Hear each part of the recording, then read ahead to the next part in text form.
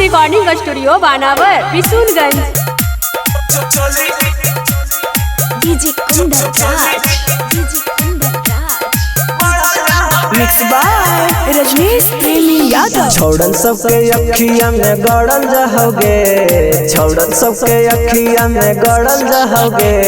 चोली के साइज कैसे बढ़ल रहोगे, चोली के साइज कैसे बढ़ल रहोगे।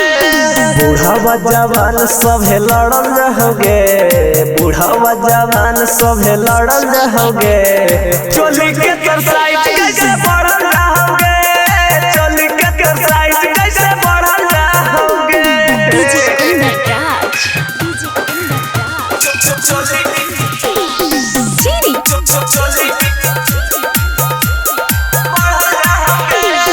गाँव में छोड़ी तो रहल हको हल्ला, बूढ़ा जवान सभे जब हको माला।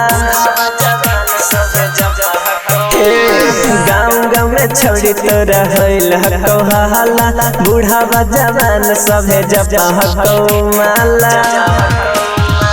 देखी तोर जवानी पानी झड़ल रहोगे, देखी तोर जवानी पानी झड़ल रहोगे। चोली के साइज कैसे बढ़ल रहोगे, चोली के साइज कैसे बढ़ल रहोगे।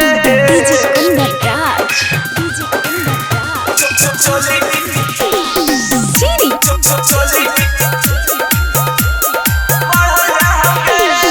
देखी तोर फिगर छोड़ी मचौ हड़कम, आपस में दोनों खाली मारह जान।